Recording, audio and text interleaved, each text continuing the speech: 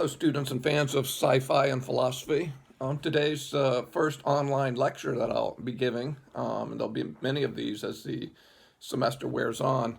And for today, you should have watched that episode, The Measure of a Man from Star Trek Next Generation, and you should have read John Searle's essay, Minds, Brains, and Programs, from our textbook. Also, I did send you an outline of an argument that goes back to and that can be found in John Perry's dialogue concerning personal identity and immortality. Certainly today I do want to launch into these questions on the prospects for machine consciousness, machine cognition, artificial intelligence. But there was this sort of lingering issue. There was an argument that I don't believe that we ever covered regarding Locke's memory criterion of personal identity. And I want to spend a little bit of time talking about that argument. One of the paper options that you have deals with, would require you to understand this, this other criticism of Locke's memory criterion of personal identity. So let's do just a little bit more on the personal identity issues from Perry's dialogue and from John Locke, and then let's segue over into discussions of artificial intelligence. I won't be talking a lot about the Star Trek episode today, but it is my plan to have you guys write a little something about the Star Trek episode and Searle, and I will address some of your writings on that for our next lecture. So let's talk about Locke and the memory criterion briefly. Because there is this argument, I think that you guys should know something about it. And if you would, I would recommend that you take a look at the handout I sent, and preferably you could have the handout open in one window on your computer while watching this video on another window at the same time. But as you guys will recall, or I hope you recall, that according to John Locke's memory criterion of personal identity, a person P2 at a later time T2 is identical to a person P1 from an earlier time T1 if and only if P2 can remember doing what only P1 did, right? So for instance, the John Lamos that speaks to you today online is identical to a John Lamos that went to Southwest Miami Senior High if and only if John Lamos, who speaks to you today, can remember doing things that only that earlier John Lamos at Southwest High did. Okay, and I know I've used that example with you all before. Seems to work well, seems good enough, right? And as well, the person who speaks to you today is identical with John Lamos, who spoke to you at the start of this class at the beginning of the semester, insofar as the person who speaks to you today, who is me, can remember doing what only that earlier Lamos did at the start of the semester, right? Right, and we've spoken a good bit about this theory of what constitutes a personal identity over time. Indeed, we've looked at some of Gretchen Weirob's criticisms of this that were made in the second night of the dialogue. But there's right, and in particular, we looked at this sort of duplication objection where Gretchen Weirob on the second night criticizes the Lockean view by pointing out that God could create, right, two beings. Weirob imagines that, for instance, perhaps Lamos dies and then God replicates a being that looks and remembers all the things that I did in Boston, but God also creates and replicates a being that looks like me and remembers doing what only I did in Los Angeles, right? And the point that gets made is that Lamos could not exist in two places at the same time, right? But if you have these two beings that both remember doing what only I did, they would both be me, and I can't be in two places at once. Hence, the memory criterion of personal identity is mistaken. We spoke about that in class before the spring break. But there is another argument that Weirob makes against the Lockean view of personal identity. And I want to talk about this. This is an argument that appears at page 443 to 444 of our textbook in the second night of Perry's dialogue. And this argument runs as follows, and you could catch this on the outline that I gave you all. The argument runs like this.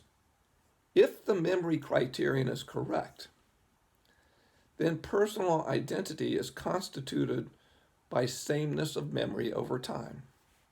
Just straightforward stuff about the memory criterion. A second point that I think Rob wants to make. According to this view, if person A is identical to B, then A must actually remember doing what B did. Seeming to remember will not suffice for A's identity to B. I will come back to that premise in a moment. But for A to actually remember doing what B did presupposes that A is already identical to B. If so, memory presupposes personal identity. It does not constitute it. So the memory criterion of personal identity is incorrect. I think this is an interesting argument. I think you see something similar to this in Thomas Reid's famous criticisms of John Locke. Thomas Reid was an 18th century Scottish philosopher. I believe he was a Scot, not a Brit. And Reid was a famous critic of John Locke's views on personal identity. But regardless, we see this sort of argument in Gretchen Weyrob's critique of the Lockean view. I want to take a look at the second premise there, right? The second premise, again, what it says is that according to the memory criterion, if a person A is identical to B, then A must actually remember doing what B did. Seeming to remember will not suffice for A's identity to B. I just want to talk about why would somebody make this point. It's important to understand, right, that, I don't know, suppose Andrew Sloth, suppose that there's something wrong with his brain. Perhaps he has some sort of mental disorder. And suppose Andrew Sloth claims to remember being Napoleon Bonaparte and participating in the Battle of Waterloo. Suppose he, claims to have these memories of being and doing what only Napoleon Bonaparte did.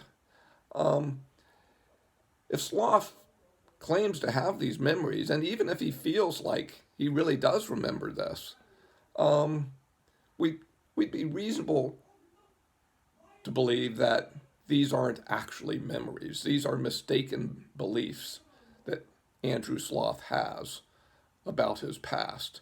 He's not really remembering this. These are just imaginings of his that don't constitute genuine memories. For something to be a genuine memory, to be an actual memory, right, or for a person to actually remember having done something, this presupposes that the person actually did it, right? Like, if I claim to have, right, or imagine I've got some mental disorder that leads me to think that I have played for the Boston Celtics and won an NBA championship with them. I might believe that for all the world about myself, but that wouldn't constitute a genuine memory. It would be some sort of delusion about my past, etc., right? Rather, in order for me to remember having played for the Celtics and won a championship, I would have actually had to have done that sort of thing, right? And so those are sort of the intuitions behind premise 2 of this argument, right? But if all of that's correct, and if it's also the case that to actually remember doing what B did presupposes that A is identical to B, well then it does seem to make sense to say that memory presupposes and assumes, right, memory of doing what only someone else did, or memory of doing what only some earlier person did. This seems to presuppose personal identity. assume personal identity instead of explaining it or constituting the personal identity. And for this reason, why Rob in the second night of Perry's dialogue rejects the Lockean conception of personal identity. I've often felt like this is a serious criticism of the view. I don't have, off the top of my head, a good answer to it. Maybe Locke's theory suffers from a serious problem here. Indeed, maybe the duplication objections that we looked at last time present a serious problem for the Lockean view of personal identity. I won't say a lot more on this. The darndest thing is, personally, I often am attracted to something like the Lockean view, but I must confess that this criticism that I just talked about regarding actual memories and false, as opposed to false memories, I think that presents a serious problem. I don't have an easy answer to it. I also think the duplication objection may be presenting some serious challenges, but I'm still attracted to something like the Lockean view. Maybe one day I'll be able to figure out how to answer these serious criticisms, or maybe I'll just end up rejecting the Lockean view. But let us leave that behind. Some of you might want to write a paper for the next paper assignment where you include some discussion of this argument. I do believe one of the paper topics I sent you involves an understanding of that argument. Let us go on to shift gears, as we do in class from time to time. Let us shift gears onto artificial intelligence, and whether or not it could be the case, or could ever be the case, that computers could be cognitive, knowing, thinking beings. Indeed, let's consider whether or not computers, or properly programmed computers, robotic computers, could they ever become persons, perhaps having rights to life, liberty, property, etc. These issues are well explored, I think, in that Star Trek episode I had you watch for today. And again, we will talk about that some more next time. Let's walk through some of the key ideas in John Searle's famous essay, Minds, Brains, and Programs. And I don't know that I'll have a whole lot to add to my outline on this, but you should look at your outline as I walk through this. And if you can't, perhaps you could look at the outline later. So let's talk about Searle. Searle is a critic of what he calls strong AI, strong artificial intelligence. Strong AI is the belief that a properly programmed computer is a mind and can understand and thus possess cognitive states. The idea here is that a properly programmed computer could know things about the world and its surroundings. Right? Searle points out that he discusses some of the evidence for strong artificial intelligence, for the strong AI view. He says that some of the alleged evidence of strong AI is that computers can be programmed in such a way that brief stories can be told them, which leaves out key pieces of information. After hearing the stories, the computer can be asked questions which require fitting in the information gaps in the stories, and computers can do this. Therefore, it is concluded that computers can think, right? Some fans of strong AI, some people who think that computers can have cognitive states and can think and know things, they use this capacity of computers to fill in information gaps and stories as evidence for this. I want to quote something from Searle's essay here, where he gives an example of what he's talking about regarding computers programmed to fill in gaps and stories. So, and I'm looking at page 401 of our textbook. Searle writes, for example, suppose you are given the following story. A man went into a restaurant and ordered a hamburger. When the hamburger arrived, it was burned to a crisp, and the man stormed out of the restaurant angrily without paying for the hamburger or leaving a tip. Now, if you are asked, did the man eat the hamburger? You will presumably answer, no, he did not. Right? The guy looks at the burnt hamburger and then rushes out in disgust without paying. Similarly, says Searle, if you're given the following story, a man went into a restaurant and ordered a hamburger. When the hamburger came, he was very pleased with it, and as he left the restaurant, he gave the waitress a large tip before paying his bill. And you are asked the question, did the man eat the hamburger? You will presumably answer, yes, he ate the hamburger. Right? You'd be able to fill in the gap of the story. Searle goes on to point out that some computers can similarly answer questions about restaurants in this fashion. To do this, these computers have a representation of the sort of information that human beings have about restaurants, which enables them to answer such questions as those above, given these sorts of stories.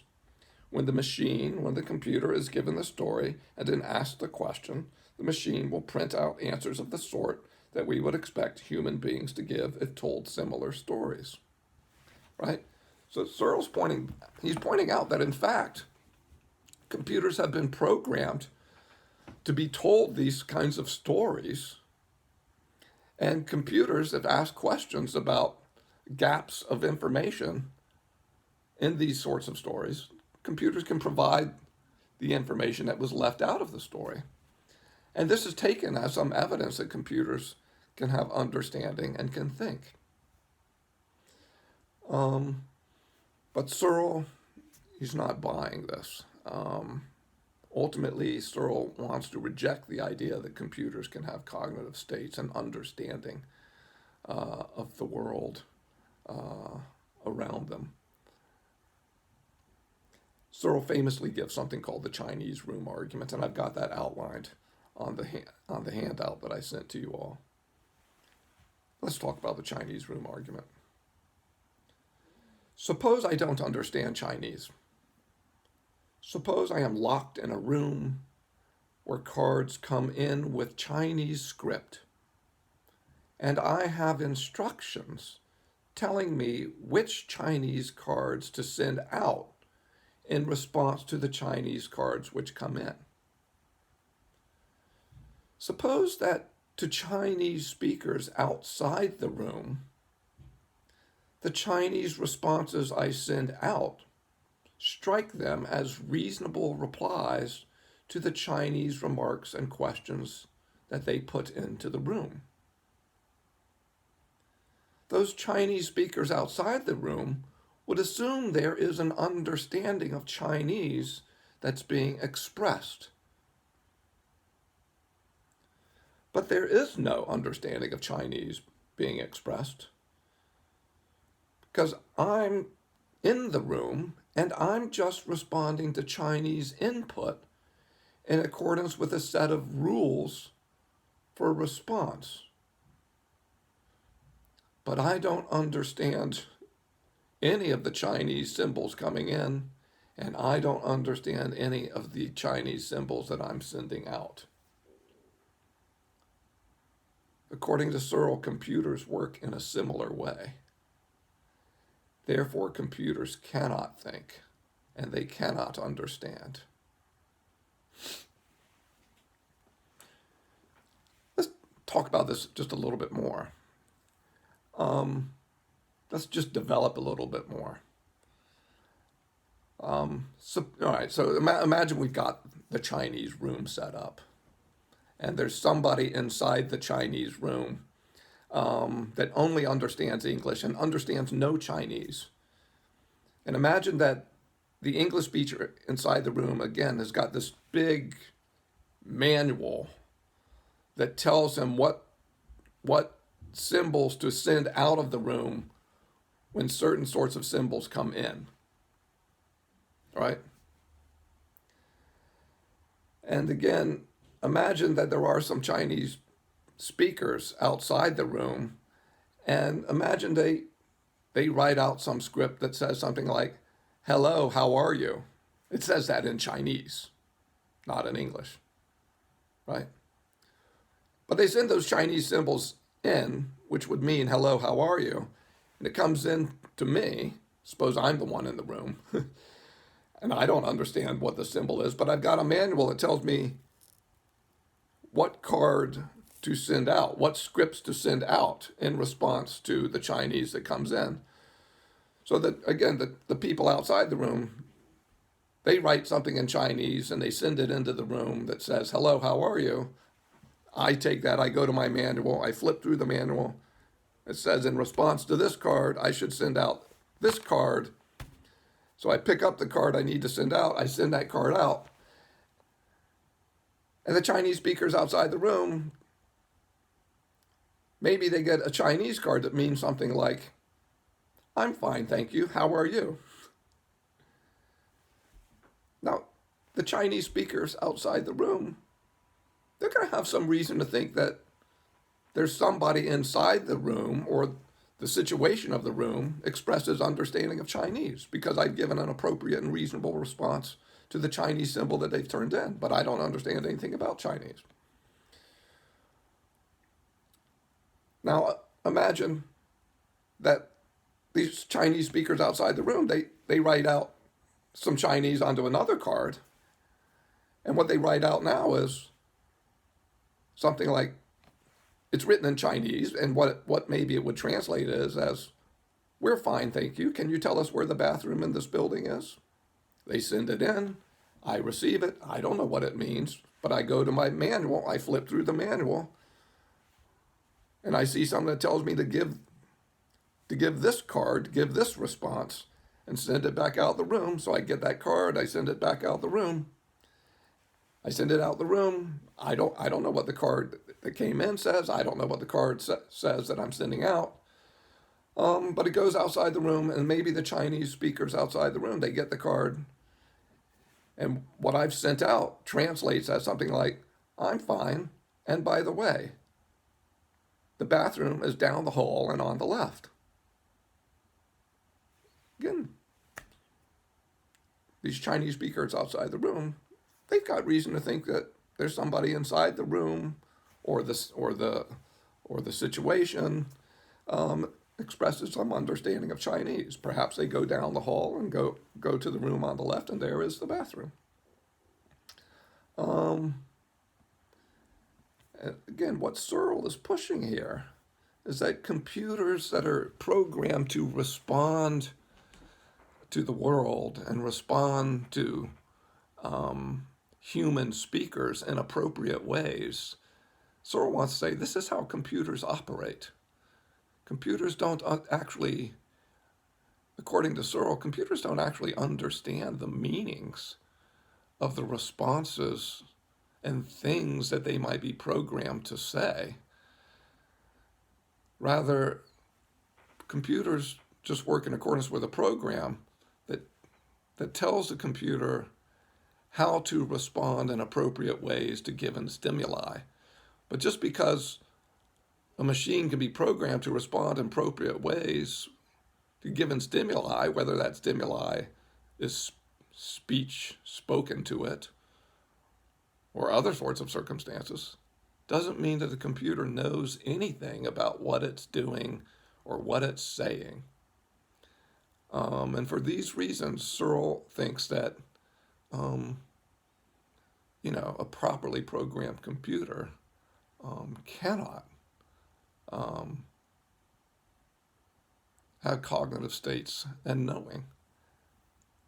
I think it's an ingenious argument from Searle. I'm not sure that it works, but it is ingenious and worthy of serious consideration. It has historically been given serious consideration. I want to go to another point in the outline. This is some additional clarifying points that Searle makes. I think this next one is important that we understand this. Searle goes on to point out that he believes He believes a man-made machine could think and understand if it was made to operate in a way which fully simulates the ways in which a human brain operates. His point is that a computer which merely receives input and responds in accord with a program without understanding the meaning of the input and output does not think. That goes to what I was saying. In contrast, humans do understand the meanings of the inputs and their outputs when they converse with others. And so they do think and understand and express knowing in their behaviors and in their responses to linguistic stimulation. And, a lot of times I think what Searle's really pushing at is that for a computer to express understanding and knowing, it would really have to be operating with hardware that mirrors human brain functioning in very precise ways. And until you've got a computer that operates with hardware that mirrors brain functioning in very similar ways to the human brain, you're not going to have, according to Searle, something that's got cognition and thought. And you're not going to have a computer or a robotic computer that should be granted the same sorts of rights and dignity and respect that human beings deserve. That does seem to be the view. Let me go a little bit further into the outline that I gave you. I don't have a lot more to cover here. A question could be raised, why do people believe computers can think? One of the things that Searle does in his essay, he looks at some of the reasons people are led to think that, or he talks about some of the reasons that people believe that computers can think and can have cognitive states. Searle points out that one reason people believe this is that computers process information, and so do human beings. If you regard thought as mere information processing, then you will believe computers think. But according to Searle, genuine thought requires understanding, and computers don't understand anything because they don't grasp the meaning of symbols. I don't have much to add to that. And I think what Searle's saying there really builds on ideas that I've covered in the Chinese room argument. Here's something else that Searle considers.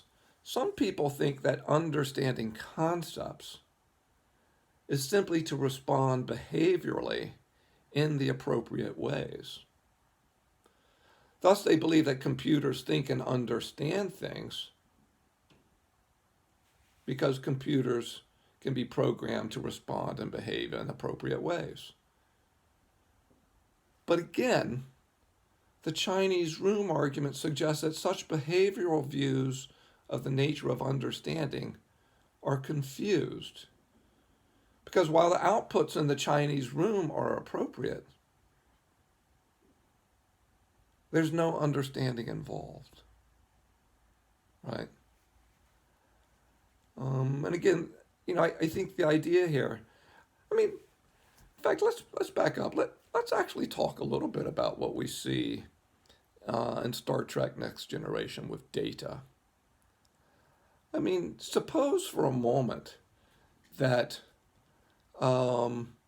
data, while it certainly seems that Data on Star Trek, he certainly seems to act as though he understands himself. He acts as though he understands what he's doing. He can fill in gaps in stories that have gaps within them. He can fill in gaps in sensible ways in stories that are told to him. Data acts for all the world like a human being does. He acts for all the world like an intelligent human being does.